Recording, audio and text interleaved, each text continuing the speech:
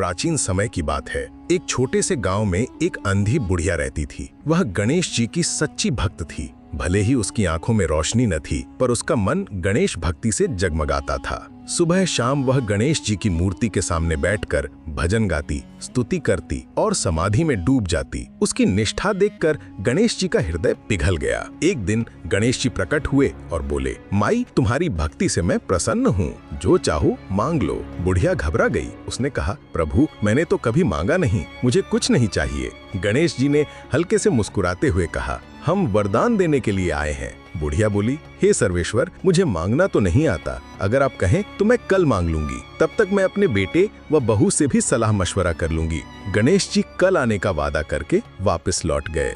बुढ़िया ने अपने बेटे और बहू से सलाह मांगी। बेटा बोला, माँ, ढेर सारा धन मांगो जिससे हमारी गरीबी मिट जाएगी। बहू ने कहा, नहीं, एक सुंदर पोता मांगो जो वंश को आगे बढ़ाए।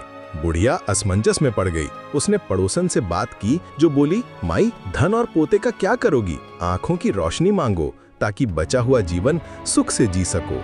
अब बुढ़िया और भी सोच में पड़ गई। उसने सोचा, कुछ ऐसा मांग लूं जिससे मेरा, बहू व बेटे सबका भला हो जाए।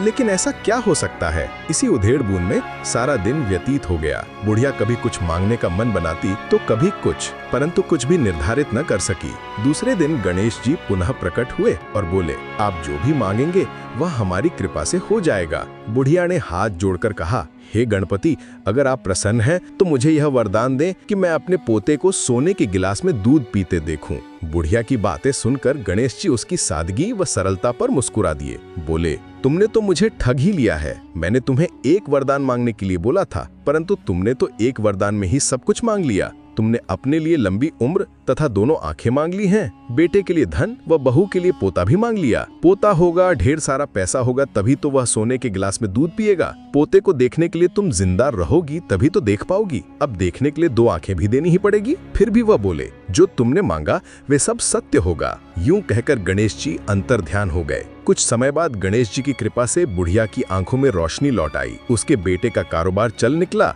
और घर में एक सुंदर पोता जन्मा। बुढ़िया अपने परिवार के साथ सुख शांति से रहने लगी और हर दिन गणेश जी का धन्यवाद करती। दोस्तों, अगर आपको यह कहानी अच्छी लगी तो वीडियो को लाइक और चैनल को सब्सक्राइब करना बिल्कुल ना भूलें।